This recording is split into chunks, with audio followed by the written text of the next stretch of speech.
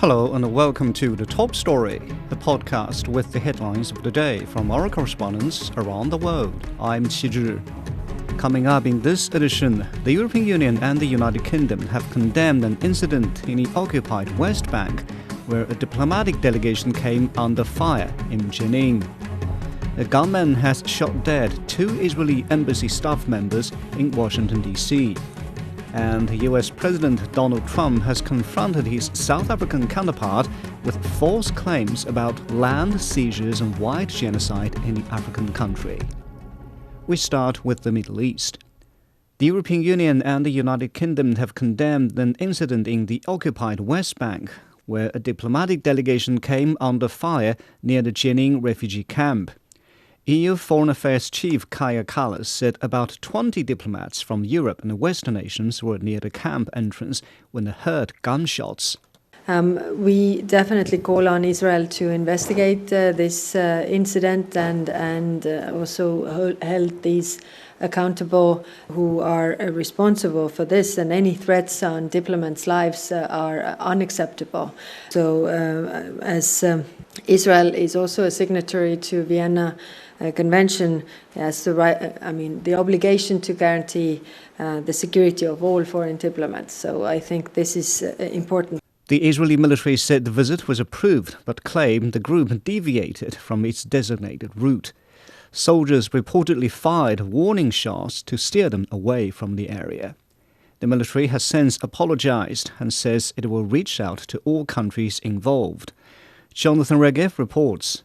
What the army is claiming is that this convoy of diplomats entered Jenin in coordination with the army, but there was a certain route which the convoy was supposed to follow. And once the convoy drifted away from that route, entered a different area that is a combat zone, the soldiers did not exactly know who it is that is driving in that direction, and therefore shots were fired in the air. There were no casualties, but the image is embarrassing enough. The images show foreign diplomats running away. It's a bad image coming at a bad time already, in which relations between Israel and the global community, most notably European countries, are very strained, and this only adds to the tension between the two sides. We've already heard that the Israeli ambassador in Italy has been summoned to the Italian foreign ministry.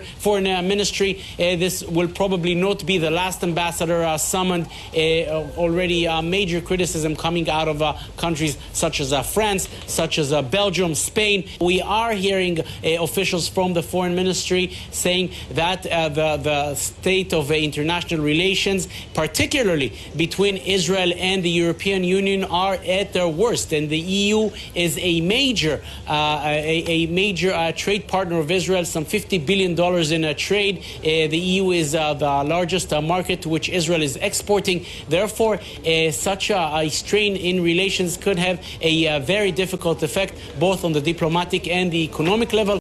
That was Jonathan Regev on the diplomatic fallout from the incident in Jenin. Also in the region, there is cautious optimism in Syria following recent international moves. United Nations Special Envoy Guy Pedersen addressed the Security Council from Damascus, welcoming the lifting of sanctions by the United States, alongside similar steps from the EU and the UK.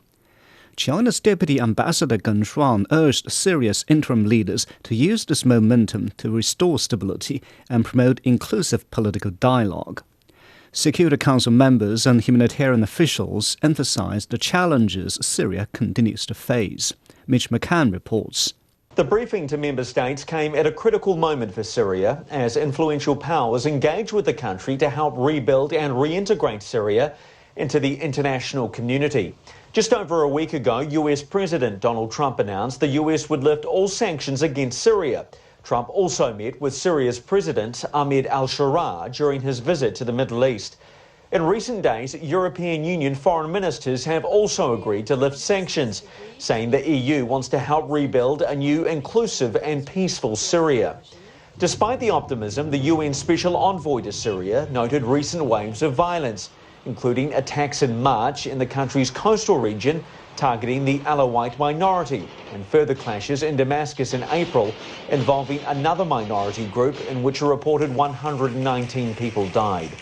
The challenges facing Syria are enormous, and the real dangers of renewed conflict and deeper fragmentation have not yet been overcome. However, the Syrian people have taken heart from the fact that the decision of the last week to lift sanctions give them a better chance than before to succeed against great odds. At the Security Council meeting, the United States reiterated its conditions for lifting and supporting sanctions, including the withdrawal of foreign terrorist fighters from Syria and efforts to prevent the resurgence of ISIS. Syria's government must continue to take bold steps and show sustained progress on the clear expectations the United States has communicated. We call on Syria to make peace with its neighbor Israel and join the Abraham Accords, ending a conflict that has plagued this region for far too long. China's Deputy Permanent Representative also expressed optimism for Syria's future, but also concern about recent violence. China is concerned about recent cases of severe violence in southern Syria, which resulted in hundreds of civilian casualties. Syria's interim authorities should take effective measures to ease communal measures and guarantee safety, security, and rights of all Syrian people. Wednesday's Security Council meeting underscored the enthusiasm for Syria's reintegration into the international community, but also highlighted the challenges ahead, most notably curbing the violence that continues to threaten the country's stability. That was Mitch McCann reporting. Turning to the Americas, police in Washington have detained a man suspected of shooting and killing 2 Israeli staff members at the embassy. The shooting happened near the Capitol Jewish Museum late Wednesday night. The embassy says the Israeli ambassador was not at the location when the attack occurred. Police have identified the victims as a man and a woman.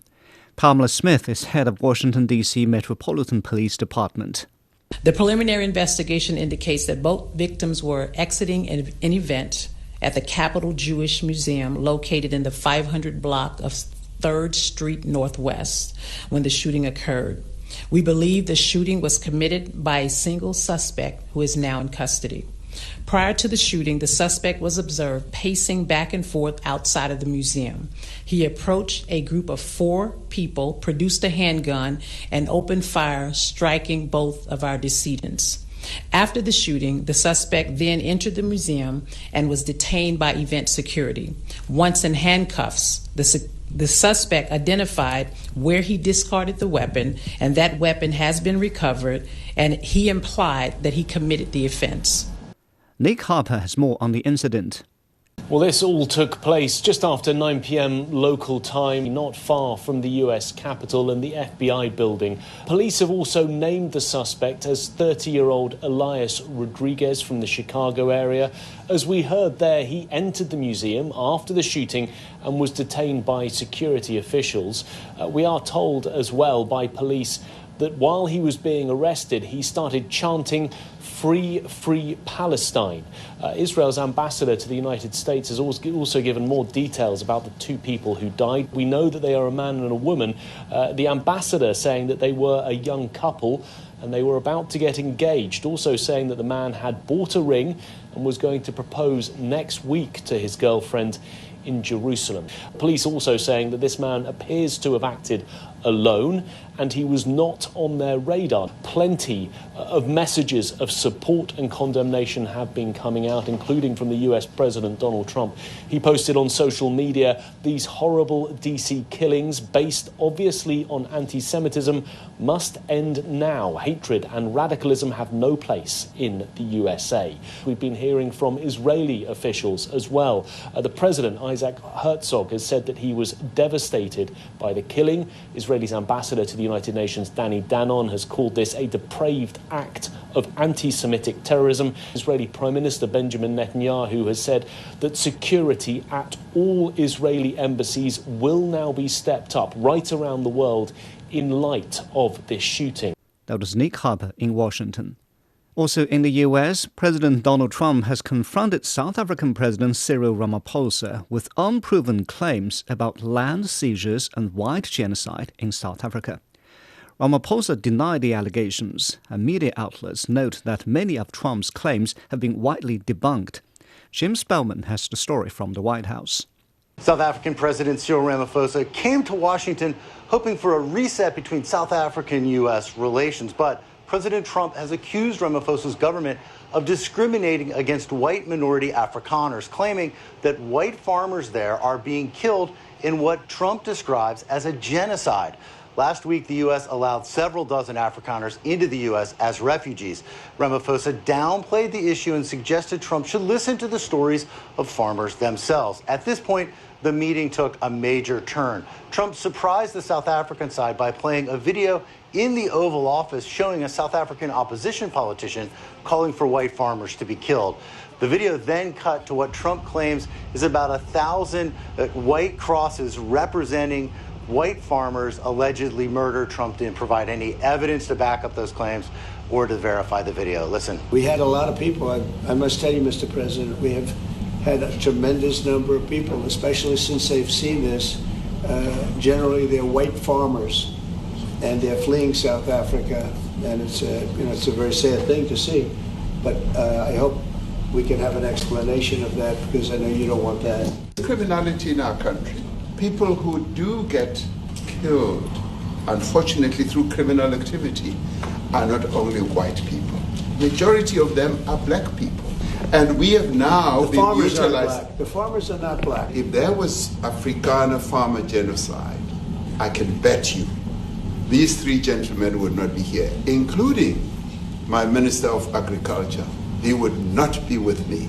Trump later asked to hear from several white members of the South African delegation, golfers Ernie Els and Retief Goosen, as well as billionaire Johan Rupert, who was instrumental in arranging the White House meeting. They acknowledged issues in their country, but said they could be overcome with the help of economic investment from the U.S. Ramaphosa used that as an opportunity to link crime in South Africa with a lack of economic opportunity. Elon Musk, who has been one of the most vocal critics of the South African government, was there in the Oval Office, but he kept a low profile and didn't speak. But when discussing U.S. trade, members of the South African delegation singled out Musk's companies and expressed hope that differences can be worked out so that Musk will increase investment there. Ultimately, South Africa would like to host SpaceX launches. That was Jim Spellman on tensions during the U.S.-South African meeting. Finally, in Africa, Nigeria is turning to livestock as a key driver of economic recovery efforts. The government has unveiled a $90 billion investment plan to promote the development of the industry, targeting food, security, rural jobs, and higher GDP. But delivering results would take more than promises. Kelechi McCallum has more from Abuja. Nigeria's livestock sector currently contributes $32 billion to the economy, roughly 5% of GDP. The government hopes to triple that through better infrastructure, breeding programs, and wider market access, anchored by the newly created Ministry of Livestock Development. Feeds, which account for over 60% of production costs, remains the biggest challenge. If we can have adequate irrigation schemes that would open up pasture and rangelands where we can produce good, high-yielding grasses and process them into feeds and feed into the, livestock-producing sectors or livestock-producing communities in this country, that would go a long way in reducing grazing around, reducing farmers-headers clashes, and also improving the performance of the feed of the livestock themselves. Livestock losses remain high, about 30% each year, due to poor veterinary care. Meanwhile, expensive transport costs keep meat prices high in urban areas.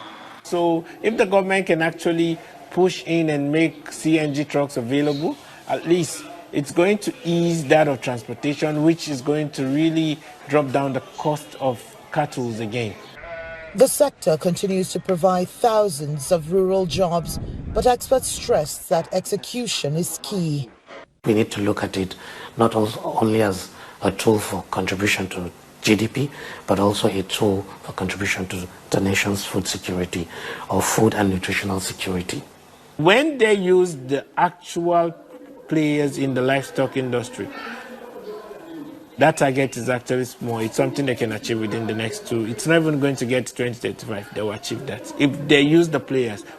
Key players in the sector recommend the creation of a task force to oversee implementation and call for urgent investment in feed mills and local dairy hubs to reduce over $1.5 billion in annual imports.